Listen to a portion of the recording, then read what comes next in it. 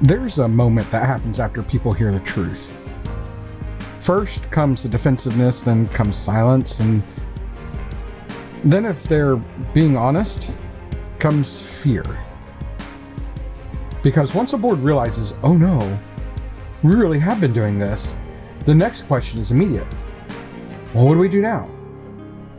And that's the part that I want to talk about today.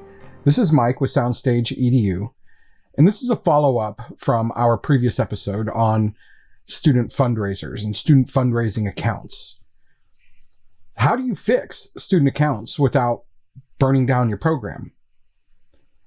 Because it's one thing to expose a bad system. It's a totally different thing to help people walk out of it. So let me say this up front. If your booster organization has been using student accounts, individual fundraising credits, family ledgers, or any version of your kid sells, your kid benefits, look, you're not the first. And you are not uniquely evil. You're not the only group that inherited a bad model. Okay? Let's just get that out here. The IRS has been warning about this for decades, including in older exempt organization training materials. A 2011 Booster Club Field Directive and the Capital Gymnastics case in tax court. I mean, this is not a new idea. It's not an untested interpretation. It's an old problem that a lot of groups kept ignoring because the old system felt easy. But now that you know, you have a choice. And I'm not saying you know because I said it. It's been said. So the knowledge is out there. Those of you that are listening, you know a little bit deeper now. But like I said, now you have a choice. You can keep doing things that feel familiar, or you can do the thing that actually protects the program. And yes, I already know changing it may upset parents. Some families may complain, and your worst fear, students leaving, may actually come true. But let me give you the hard truth that many of you refuse to look at. If you keep running a system that confers private benefit through a tax-exempt organization, you are risking the organization that is supposed to support the entire program. The IRS says a 501c3 cannot be operated for the benefit of private interests or allow net earnings to inure to private individuals. And the IRS Field Directive specifically warns that crediting fundraising amounts to a participant's dues or trip costs is a private benefit practice that can jeopardize exemption. Straight from the IRS. So no.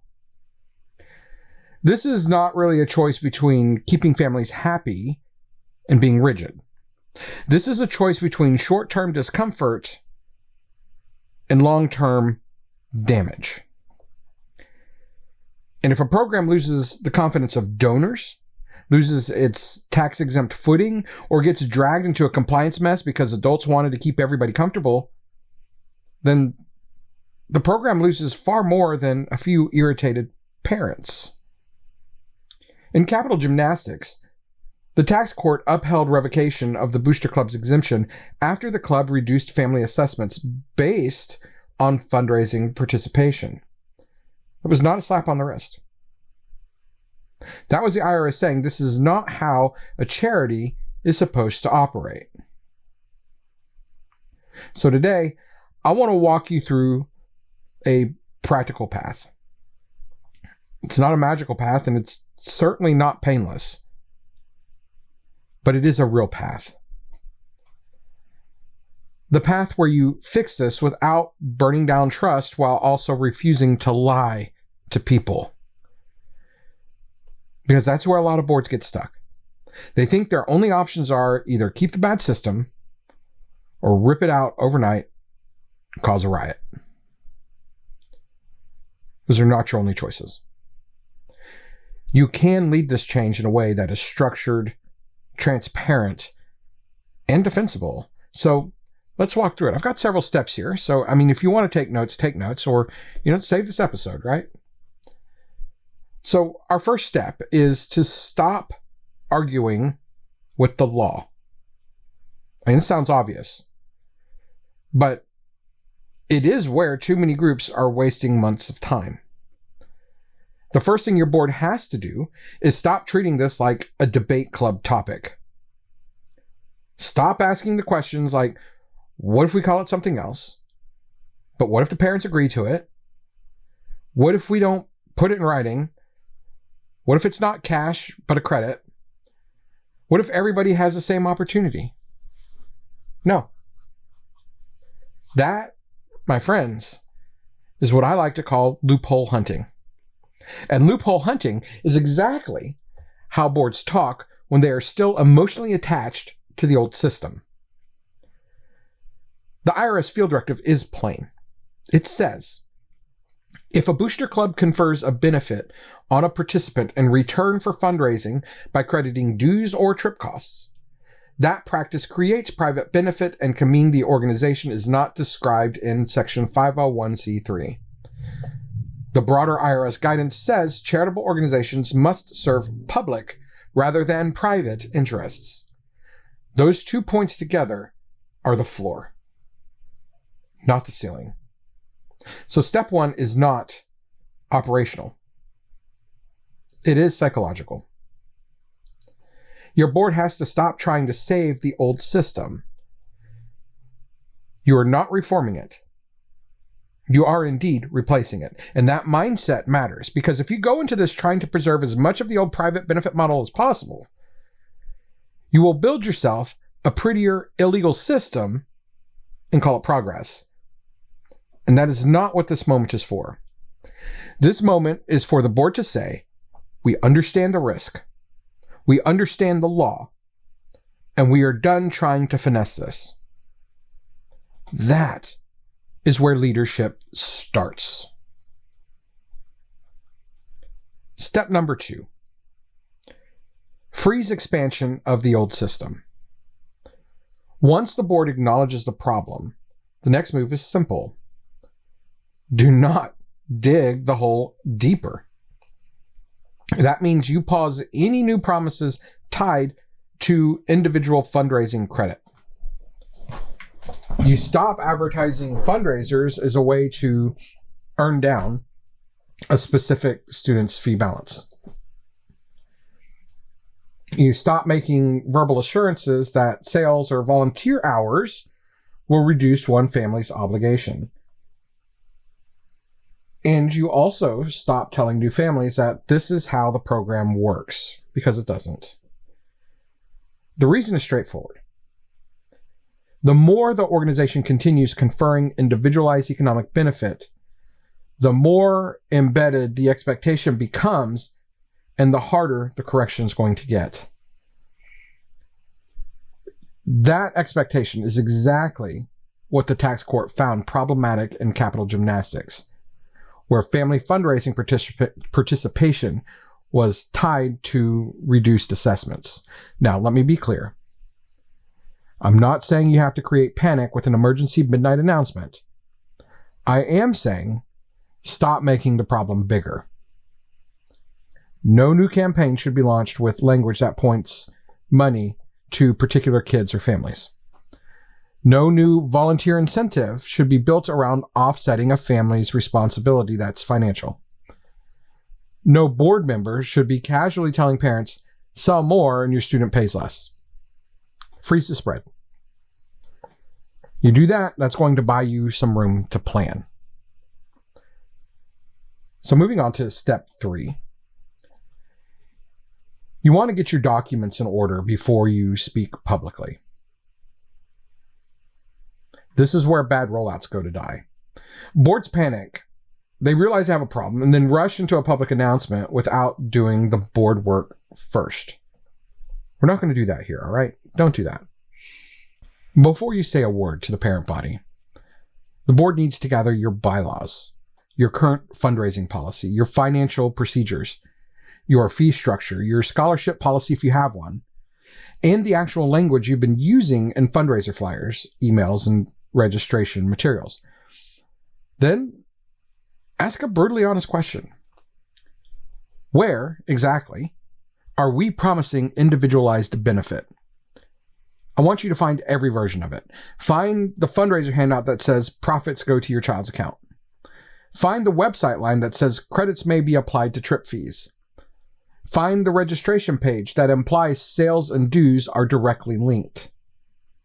Find the treasurer spreadsheet with student names and balances.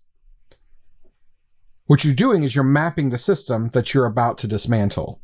And this matters because if your public statement is vague while your documents still reflect the old system, parents will smell the inconsistency instantly. So if you're going to lead, then lead. Know your own house before you stand at the microphone.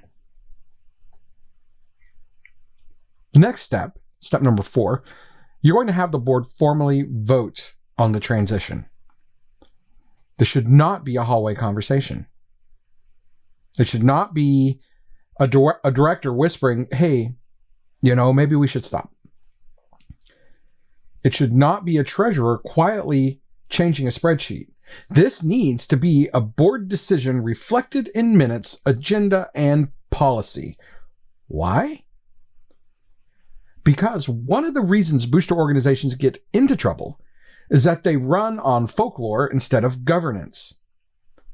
But board meetings are supposed to address predetermined topics with materials in advance. Governance lives in agendas, minutes, policies, and formal action. That kind of documented structure is also what protects a board when a difficult change draws criticism later. While the IRS sources speak to the underlying tax rules, school district and booster guideline materials consistently emphasize that booster clubs are separate organizations responsible for their own financial records, accounting, and governance process. So here's what the vote should do. It should approve the end of individualized fundraising credits, the effective date of the new policy, the replacement structure, and the communication plan. This should be explicit. Not, we're reviewing our fundraising philosophy. No. Say it. The booster organization will no longer allocate fundraising proceeds or volunteer value credits to individual students or families. Now you have a decision. Now you have something to stand on. Your next step is to choose the replacement model before you announce the change. This is the biggest reason that parents are going to panic. Not because they love compliance violations, but because they hear the old system is ending and they immediately think, so how are we supposed to afford this? And I need you to understand that that fear is real. You cannot just remove the old mechanism and shrug. You need to have the replacement ready. In practice, most compliant transitions land in one or more of these buckets. A general fund model, where fundraising supports the whole program. Or a fair share model, where all families pay published fees and fundraising reduces the program's overall costs rather than an individual bill. An objective scholarship or assistance model, where financial needs is addressed through defined criteria, application, and approval procedures rather than sales volume. And sometimes a phased hybrid transition, where the board sunsets the old system while building one or more of the structures that we just mentioned. The key is this. Fundraising has to benefit the organization or a charitable class through objective rules, not direct economic return to the fundraiser. That principle follows directly from the IRS position on private benefit and from capital gymnastics, where tying participation to reduce family obligations doomed that organization. So let me say that in more human, normal language. Parents do not need perfection on day one. They just need to know that there is a plan. If you say, we're ending student accounts, and here's how we're going to support families going forward, the room will tense up, but it will not spiral the way it does when boards present only loss and no path.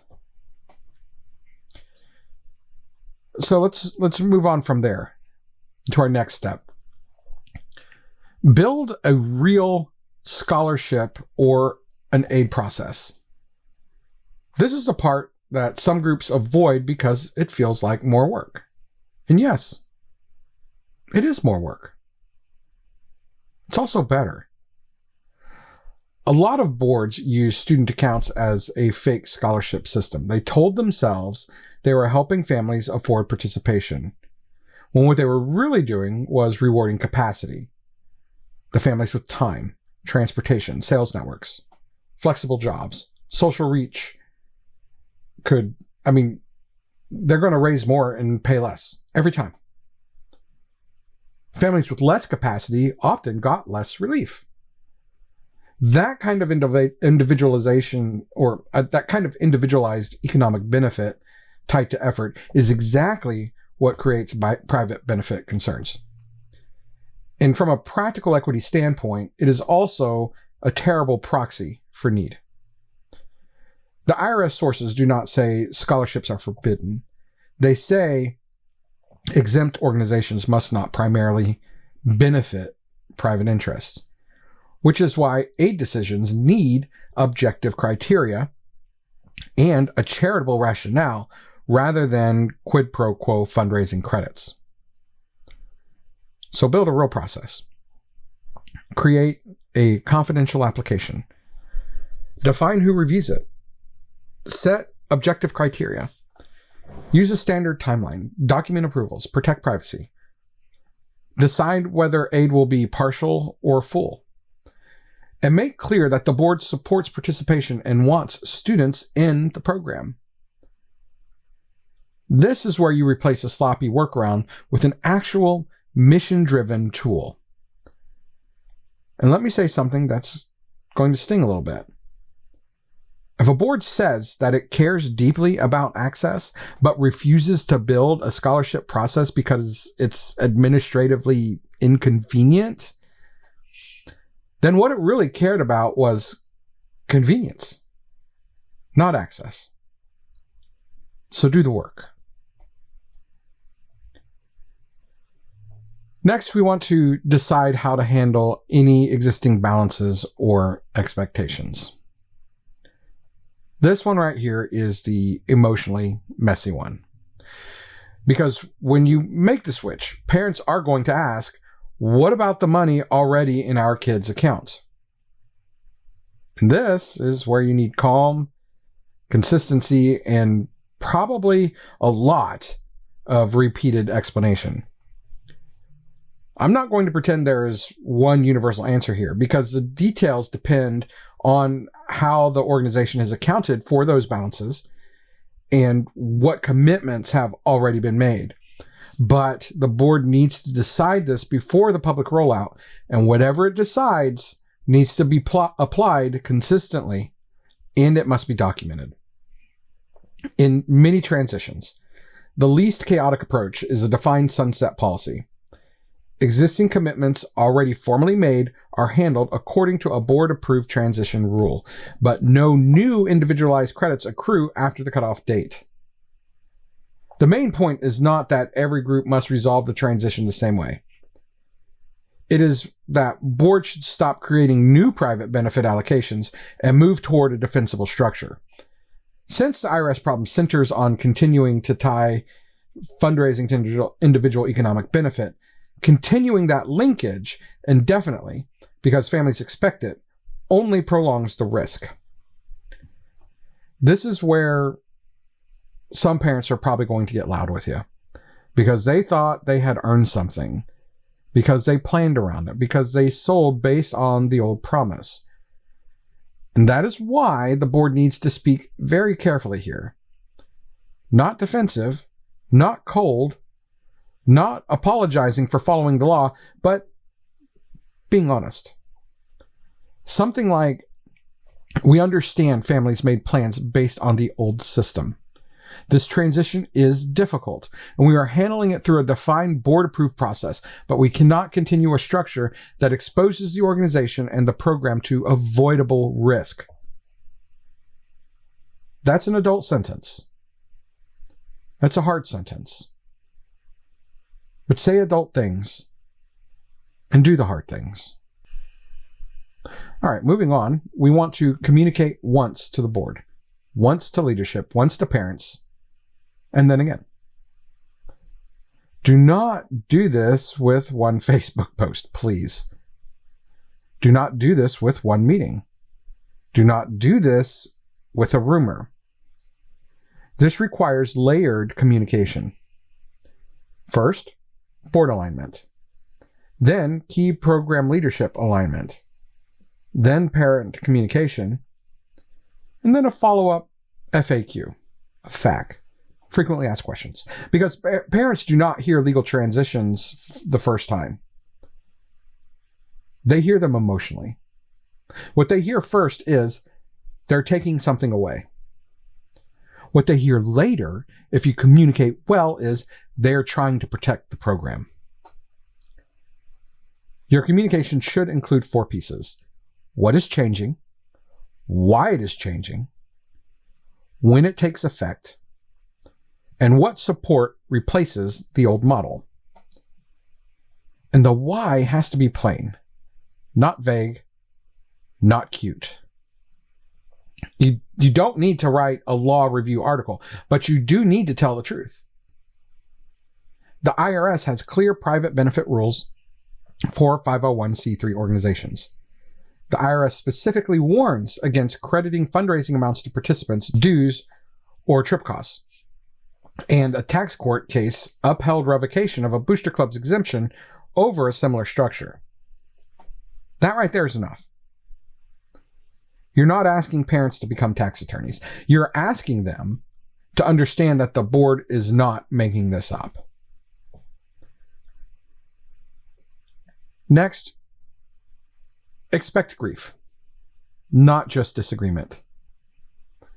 This is not a technical change only. It's an emotional one, because for a lot of families, the old system felt like fairness. Work hard, sell more, pay less. Even if that system was non-compliant, it still made emotional sense to people. So when you remove it, you're not just removing a spreadsheet column. You're disrupting a belief. And that means you're going to get the stages of denial, anger, bargaining, all of it. Some people will say you're overreacting. Some will say other schools still do it. Some will accuse the board of harming low-income students. And some will act like the board suddenly became power hungry. And those things are hard to hear. But stay steady. The board should be empathetic without becoming mushy. Parents' anxiety about affordability is real. Some of you might actually feel that yourselves. But that does not make an unlawful or risky structure acceptable. The IRS materials do not provide an everybody else does it exception. They provide a rule. A charitable organization cannot operate for private interests. And participant-specific fundraising credits are identified as private benefit. So look, don't fight parents' emotions. Translate them. Say, we hear that affordability is the real fear underneath this. That is why we are creating a better assistance process and a more stable fundraising model. That moves the conversation from accusation into problem solving. So moving right along. Put the fundraising energy into the program, not the family ledger. One of the weirdest things that happens when boards leave individual accounts behind is that they discover parents still fundraise. Maybe not every parent, maybe not with the same motivation, but many do. Why is that? Because people will support something bigger than themselves when the mission is clear and trust is high. And honestly, some parents are relieved when the weird competitive ledger disappears. No more comparing who sold what. No more quiet resentment. No more side eye about who pulled their weight. No more transactional volunteerism where every hour has to somehow boomerang back to one child. That kind of culture shift can actually strengthen the organization if you lead it well. The whole point of a booster organization is to support the program. That is a charitable rationale. When fundraising supports uniforms, transportation, clinicians, hospitality, scholarships, equipment, student opportunity across the organization, it aligns with the public benefit framework the IRS expects from a 501c3. When it primarily relieves individual family expenses based on that family's effort, it drifts into the private benefit problem the IRS has repeatedly described. So tell that story. Fundraising does not go away. It just gets cleaner. It gets more mission-centered, and it gets a lot more honest. Next, train the people who talk the most. This step is massively underrated. Once the policy changes, you need to train the people who are going to answer parent questions. Board officers, committee leaders, fundraising chairs, trip coordinators, the director, if appropriate. Anyone who tends to speak on behalf of the program. Because if one person says, no more student accounts, and another says, well, technically we might still kind of, then congratulations. You just manufactured your own revolt. Your leadership team needs one shared explanation. Not robotic, but consistent. And it should sound something like this. Our booster organization cannot tie fundraising proceeds or volunteer credits to individual students' costs. We are moving to a program-wide fundraising model with a defined aid process so we can support students and protect the organization long-term. That's clear, it's calm, and in my opinion, pretty hard to misread. Step 12. Yeah, we've gone through a lot of these guys. Clean the bookkeeping and stop using language that sounds like ownership. This is where culture hides in accounting. If your spreadsheets still have columns labeled student account, if families log into a portal and see a personal fundraising balance, if treasurer emails things like you have $430 available, then you have not really transitioned. You just changed the talking points. The accounting language matters here because it reflects whether the organization is treating charitable funds as program assets or quasi-personal balances. The whole legal problem with individualized credits is that they function like family-specific economic benefit. So clean up the books, the labels, the templates, the dashboards, all of it. Words teach people what the system is. And if you keep the old words, you're going to keep the old assumptions. Next, write the policy like you expect turnover, because you should. A huge reason these problems survive is that booster boards turn over constantly. One strong year of cleanup can be undone by the next board if the policy lives only in memory, so write it down. A short, formal policy is better than a noble speech. It should define that fundraising proceeds belong to the organization, that no participant has an ownership interest in charitable funds, that fundraising or volunteer activity does not reduce individual family obligations through direct crediting, that financial assistance is handled through a separate objective process, and that the board reserves authority over distribution of organizational funds consistent with its exempt purpose. That way, when next year's officers say, wait, why can't we just... The answer is not personal preference. The answer is policy. Next step, stop treating parent anger like proof that you're wrong. This one matters because some boards crumble the minute parents get loud. And I want you to listen carefully. Backlash is not evidence of bad governance. Sometimes backlash is just what happens when adults are told they cannot keep a system that personally benefited them. And that doesn't make them monsters. It just makes them human. But your job as a board is not to baptize every emotion as policy truth. Your job is to govern, to steward, to protect, to think beyond the next fundraiser and into the next 5 years of the program. And the reality is this.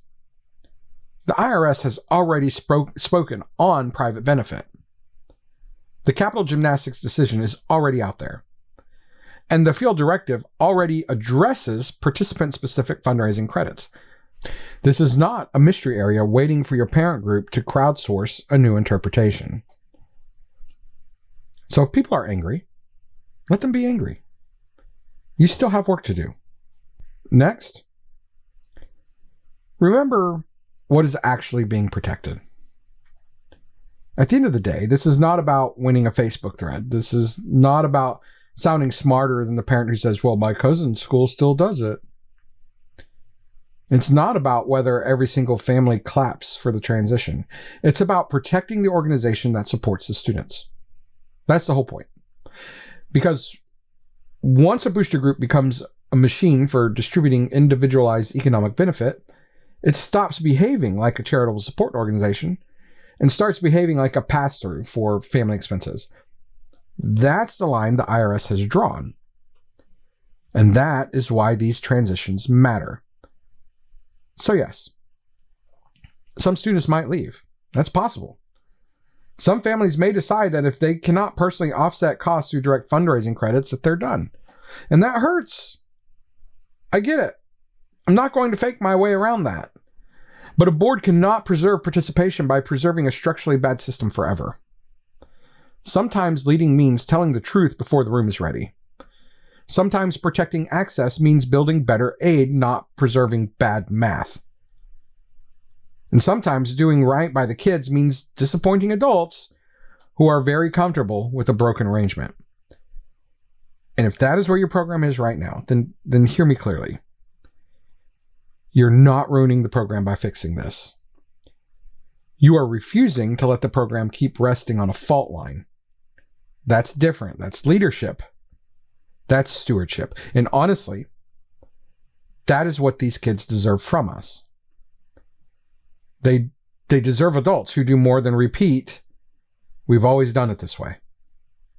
They deserve adults who are willing to say, we found a problem, we're fixing it, and we're going to do the hard thing because the program matters more than our comfort.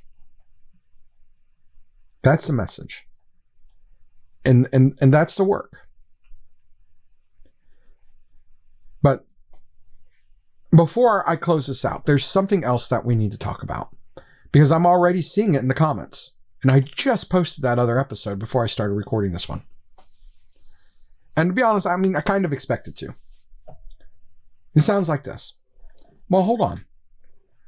Why should the families who work their tails off fundraising be treated the same as the ones who don't lift a finger? Or why should my effort benefit someone else's kid? Or my personal favorite, we'd get more help if the money went directly to the student. Let's pause on that for a second. Those are the ones I'm going to cite right now, because right now there's 19 more notifications on my page in front of me, and I'm just not going to stop to read those. We're just going to move on from here. What I just saw there, what I just recited to you, is not a compliance question. It's a fairness question. And it's real. But I mean you're not wrong. You're solving the wrong problem. If you've ever felt that way, you're not bad, you're not greedy, you're not selfish. In fact, I'd gather to say that you're probably just tired and frustrated. You're the one bringing the cupcakes. You're the one showing up early. You're the one selling the popcorn. You're the one staying late. You're the one carrying the load. And you're looking around and you're thinking, why am I doing all of this? And they get the same benefit. Man, I get that. I really do. Because every booster organization in this country has the 10% of people doing everything and the 30% doing some. And then you got the 60% watching from the sidelines. That's real. That's not going away. It even happens in my booster group. But here's where this breaks. The moment we try to solve that frustration by turning the organization into a pay-to-benefit system, we break the entire purpose of the nonprofit. Because now it's no longer, let's support the program together, and it becomes, let's track who did what and pay them back. It's not a booster organization anymore. That's a transaction system. And the IRS does not care how unfair it feels. They care what it is. And here's the deeper truth. This isn't really about money. It's about burnout. It's about lack of participation. It's about feeling like a small group of people is carrying everything. And instead of solving that problem, we try to compensate for it with credits, with accounts, with you get what you earn. But guys, that doesn't fix culture. It just changes the math. Because let me ask you something. If we go to a full student account system, does that suddenly make the non-participating parents show up? Or does it just create a system where the small group still does everything, and now they just get a financial reward for it, while the rest quietly disengage even more than they already are? Because now they've been told, if you don't participate, you just pay. And that doesn't build community. That builds separation. So instead of asking, how do we make this financially fair? We have to start asking, how do we build a culture where more people show up? Because those are two completely different problems. One is solved with spreadsheets, and the other is solved with leadership. But yeah, let me be real with you. It still won't be perfect. Even in the best run programs, some parents will always do more. Some will always do less. That's life. That's people. That's volunteer organizations. But the answer cannot be, let's financially divide the kids based on their parents' availability. Because the kids didn't choose that. The student account system feels fair to the adults. But it quietly creates inequality for the students. And that's the part we don't say out loud enough. I say it a lot. A lot of our decisions fall back on the kids. So what do we do with that frustration? We don't ignore it. We don't shame it.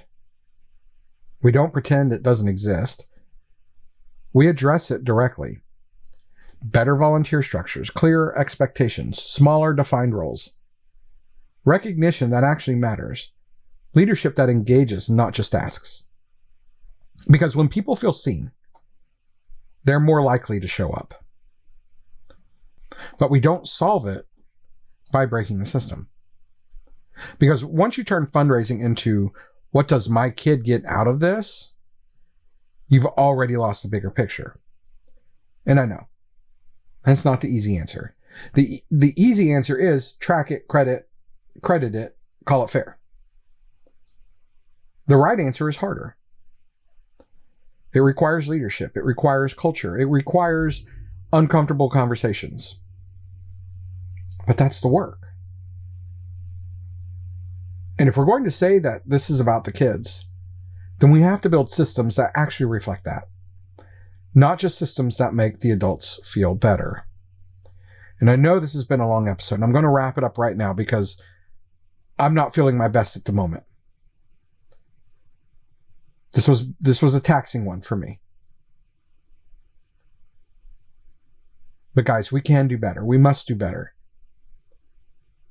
And if you need any help with this whatsoever, if this is the road you're walking, and I know there's a lot of you, and you just need someone to vent to, or you just need a second set of ears and eyes on the situation, reach out to me at soundstageedu@gmail.com.